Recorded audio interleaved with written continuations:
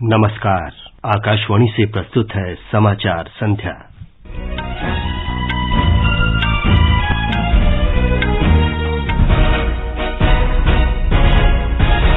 केंद्र ने क्वांटम प्रौद्योगिकी में वैज्ञानिक और औद्योगिक विकास अनुसंधान के लिए क्वांटम मिशन को मंजूरी दी।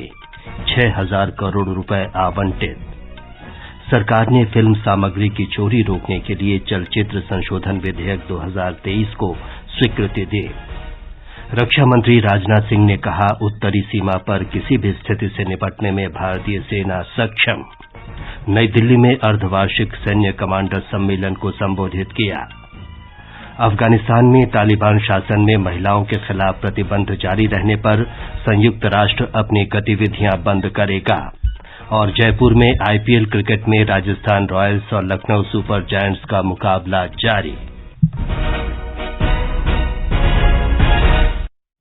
समाचार संध्या के साथ मैं विमलेंदु पांडे। केंद्र सरकार ने राष्ट्रीय क्वांटम मिशन को मंजूरी दे दी है। इस मिशन से क्वांटम प्रौद्योगिकी के माध्यम से आर्थिक और प्रौद्योगिकी विकास को गति मिलेगी। केंद्रीय मंत्रिमंडल ने आज नई दिल्ली में एक बैठक में इस संबंध में निर्णय किया। इस मिशन का उद्देश्य वैज्ञानिक और औद्योगिक अनुसंधान तथा विकास में वृद्धि करना है। सूचना और प्रसारण मंत्री अनुराग सिंह ठाकुर ने संवाददाताओं को बताया कि ये मिशन विज्ञान और प्रौद्योगिकी विभाग अन्य विभागों के साथ मिलकर लागू करेगा।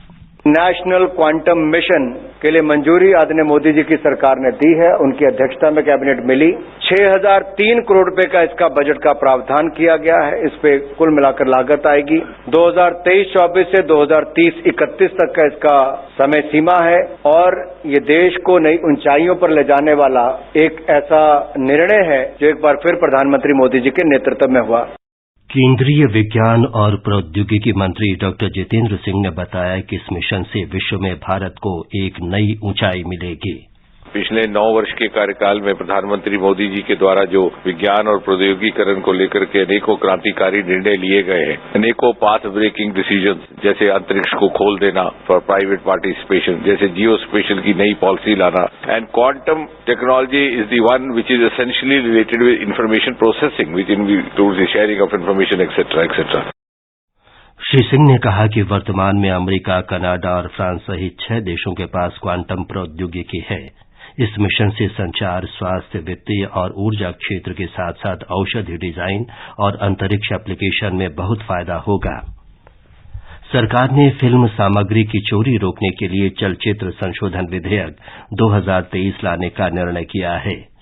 केंद्रीय मंत्रिमंडल ने आज इस संबंध में एक प्रस्ताव को मंजूरी दी।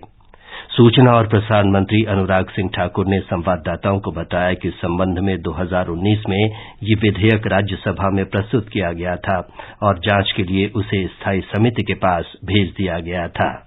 भारतीय फिल्म जगत चाहे way the elephant whisperers small documentary के नाते क्यों ना, लेकिन एक बड़ा नाम कमाया है। RRR फिल्म बड़ी रीजनल से इंटरनेशनल हुई हो या नाटू नाटू की धूम हो, ये भारतीय कंटेंट के कारण हुआ है। तो पायरेसी से इनको नुकसान ना हो, सिनेमाटोग्राफ एक्ट जो है उस दिशा में बनाया गया है। ज्यादा चर्चा उसकी जब पार्लियामेंट सत्र होगा तब आएगा, लेकिन एक बहुत क्रांतिकारी कदम आज उस दिशा में उठाया गया है जिससे पूरे फिल्म जगत को बहुत लाभ मिलने वाला है।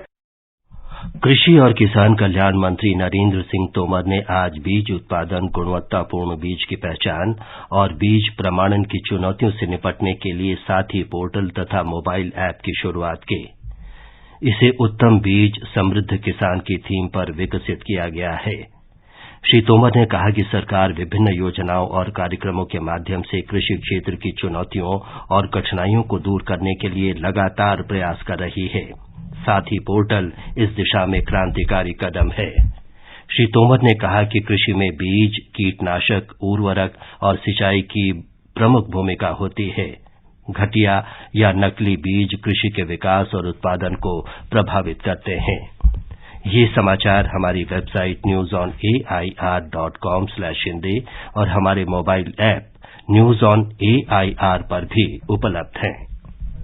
सबके लिए सामाजिक सुरक्षा, अटल पेंशन योजना, मोदी जी का संकल्प। योजना उन नौजवानों के लिए है ताकि आप जब 60 साल के होंगे आपको कभी किसी के सहारे की जरूरत न पड़े, आप अपना बुढ़ापा भी गौरव के साथ बिता सको।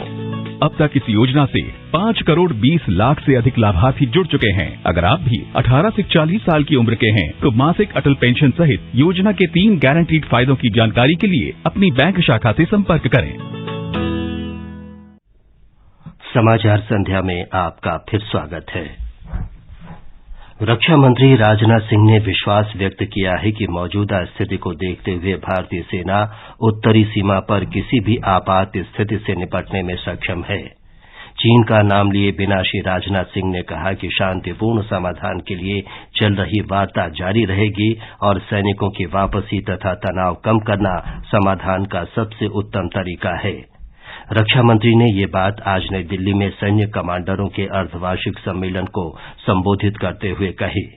रक्षा मंत्री ने कहा कि भारतीय सेना ने नागरिक प्रशासन को सहायता देने तथा देश की सीमाओं की रक्षा करने और आतंकवाद से निपटने में महत्वपूर्ण भूमिका निभाई है। श्री राजनाथ सिंह ने कहा कि सीमा सड़क संगठन के प्रयासों से कठिन परिस्थितियों में पश्चिमी और उत्तरी सीमाओं पर सड़क संपर्क में काफी सुधार हुआ है। उन्होंने कहा कि सुरक्षा, मानवीय सहायता, आपदा राहत और चिकित्सा सहायता सहित देश में आंतरिक सुरक्षा बनाए रखने में सेना का योगदान प्रशंसनीय है। रक्षा मंत्री ने कहा कि राष्ट्र निर्माण तथा समग्र राष्ट्र विकास में भारतीय सेना की प्रमुख भूमिका है। उन्होंने कहा कि हाइब्रिड युद्ध सहित गैर परंपरागत युद्ध भविष्य के पारंपरिक युद्धों का हिस्सा होंगे। श्री सिंह ने कहा कि साइबर, सूचना, संचार, व्यापार और वित्त भविष्य के संघर्षों में अपरिहार्य हो गए हैं तथा रणनीतियां बनाते और तैयार करते समय इन पहलुओं पर ध्यान देना होगा। दिवाकर और दीपेंद्र की रिपोर्ट के साथ समाचार कक्ष से प्रियंका अरोड़ा। कर्नाटका में विधानसभा चुनाव के लिए नामांकन भरने का कल आखिरी दिन है। मुख्यमंत्री बसवराज बोम्मई ने शिगांव सीट से नामांकन पत्र भरा। पूर्व मुख्यमंत्री और कांग्रेस नेता सिद्धरमैया ने वरुणा से पर्चा दाखिल किया। हाल ही में कांग्रेस में शामिल हुए जगदीश शेट्टार ने हुबली धारवाड़ मध्य निर्वाचन क्षेत्र से नामांकन पत्र दाखिल किया। 62 महिलाओं सहित 935 उम्मीदवारों ने नामांकन पत्र भरे हैं। इसके साथ ही अब तक 3000 से अधिक नामांकन पत्र दाखिल किए जा चुके हैं। इस बीच जनता दल सेकुलर ने 66 उम्मीदवारों की अपनी तीसरी और चौथी सूची जारी की। भाजपा ने 2 उम्मीदवारों की अंतिम सूची के साथ सभी सीटों पर अपने प्रत्याशियों की घोषणा कर दी है। हमारे संवाददाता ने बताया है कि ज्यादातर राजनीतिक दलों ने अपने अपने स्टार प्रचारकों की सूची घोषित कर दी है। भाजपा की 40 नामों वाली सूची में प्रधानमंत्री नरेंद्र मोदी और भाजपा के राष्ट्रीय अध्यक्ष जेपी नड्डा का नाम सबसे प्रमुख है। इसके अलावा पार्टी के वरिष्ठ नेता अमित शाह, राजनाथ सिंह सहित कई केंद्रीय मंत्रियों, भाजपा शासित राज्यों के मुख्यमंत्री तथा राज्य भाजपा के प्रमुख चेहरों के नाम भी इस सूची में शामिल हैं। कांग्रेस के स्टार प्रचारकों की सूची में राष्ट्रीय अध्यक्ष मल्लिकार्जुन खड़गे, वरिष्ठ नेता सोनिया गांधी, राहुल गांधी, प्रियंका गांधी के नाम प्रमुख हैं। जनता दल सेक्युलर के लिए HD कुमारस्वामी चुनाव अभियान का नेतृत्व कर रहे हैं। वहीं आम आदमी पार्टी के चुनाव अभियान का नेतृत्व दिल्ली के मुख्यमंत्री अरविंद केजरीवाल तथा पंजाब के मुख्यमंत्री भगवंत मान करेंगे। सुधींद्र के साथ जितेंद्र द्विवेदी, आकाशवाणी समाचार, बेंगलुरु। राष्ट्रपति द्रौपदी मुर्मू ने अपनी शिमला यात्रा के दूसरे दिन आज हिमाचल प्रदेश विश्वविद्यालय के दीक्षांत समारोह में प्रतिभाशाली विद्यार्थियों को पदक और डिग्रियां प्रदान की। इस अवसर पर अपने संबोधन में राष्ट्रपति ने विश्वास व्यक्त किया कि विश्वविद्यालय के शिक्षकों और पूर्व छात्रों के निर्देशन में सभी विद्यार्थी सफलता के नए रिकॉर्ड बनाएंगे और राज्य तथा देश को गौरवान्वित करेंगे। केंद्रीय गृह मंत्री अमित शाह ने नशीले पदार्थों के पूरे नेटवर्क को नष्ट करने की आवश्यकता पर बल दिया है। उन्होंने कहा कि इसके लिए कुछ चुनिंदा अंतर्राज्यीय और अंतर्राष्ट्रीय मामलों की उचित जांच के लिए उन्हें मादक पदार्थ नियंत्रण ब्यूरो को देकर इस दृष्टिकोण को अपनाया जा सकता है। गृह मंत्री ने कहा कि सरकार ने मादक पदार्थों के खिलाफ लड़ाई में सभी हितधारकों को एक साथ लाने के लिए संयुक्त समन्वय समिति का गठन भी किया है। हमने एनकोड बनाया है, ज्वाइंट टास्क फोर्स बनाया है, राज्यों के अंदर आप जिसके अध्यक्ष बने हैं, एंटी नार्कोटिक टास्क फोर्स बन गए। मुझे आनंद है कि आज पूरे देश भर में एक भी यूनिट ऐसा नहीं है जिन्होंने एंटी नार्कोटिक्स टास्क फोर्स नहीं बनाया। ये विगत 1 साल में हुआ है। इसके साथ साथ सभी नार्को एजेंसियों का और नशा के उन्मूलन के लिए काम करने वाले सारी एजेंसियों का एक समन्वय होना चाहिए। एक दिशा और एक समान तीव्रता के साथ काम करते हैं तभी जाकर सफलता मिलती है। प्रधानमंत्री नरेंद्र मोदी ने आज भारतीय एथलेटिक्स महासंघ की उपाध्यक्ष अंजू बॉबी जॉर्ज का मन की बात कार्यक्रम पर लिखा लेख साझा किया। लेख में अंजू ने लिखा कि मन की बात कार्यक्रम देश की खेल उपलब्धियों का उत्सव मनाने का मंच बन रहा है। और अब सुनिए आकाशवाणी के लोकप्रिय कार्यक्रम प्रधानमंत्री की मन की बात पर आधारित विशेष श्रृंखला। आज की कड़ी का विषय है युवाओं पर भरोसा। लोग, आवाज और सीधा संवाद, यानी आपके हम सबके मन की बात। जी हां, ऐसे ही करोड़ों लोगों से जुड़ जाते हैं हमारे प्रधानमंत्री हर महीने मन की बात प्रोग्राम के साथ। आकाशवाणी पर यह सिलसिला इस महीने यानी अप्रैल में 100वीं कड़ी के साथ जारी रहेगा। इसी विशेष मौके पर मन की बात कार्यक्रम से प्रधानमंत्री के चुनिंदा संबोधनों को फिर प्रस्तुत किया जा रहा है। इस विशेष कार्यक्रम की 72वीं कड़ी में पेश है प्रधानमंत्री का वो विचार जिसमें उन्होंने देश के युवाओं पर भरोसा जताया है।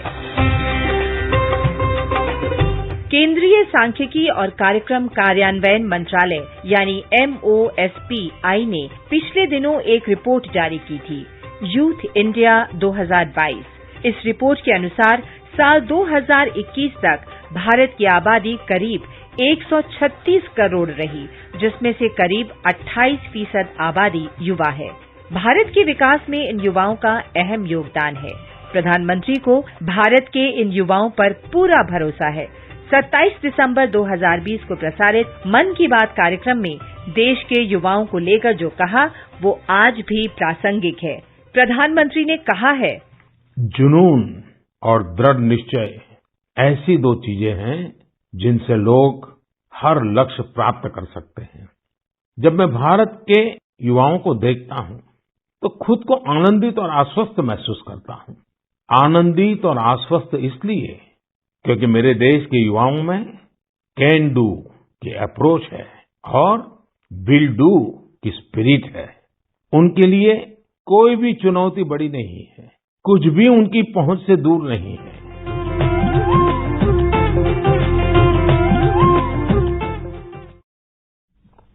मन की बात पर आधारित विशेष श्रृंखला आप सुन सकते हैं प्रतिदिन सुबह 8 बजे समाचार प्रभात और रात 8:45 बजे समाचार संध्या में।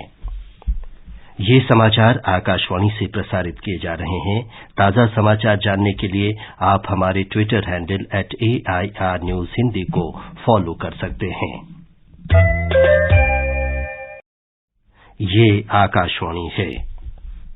संयुक्त राष्ट्र ने कहा है कि अफगानिस्तान में महिलाओं के खिलाफ प्रतिबंध जारी रहने पर वो अगले महीने देश में अपनी गतिविधियां बंद कर देगा। संयुक्त राष्ट्र इस संबंध में तालिबान के साथ बातचीत कर रहा है।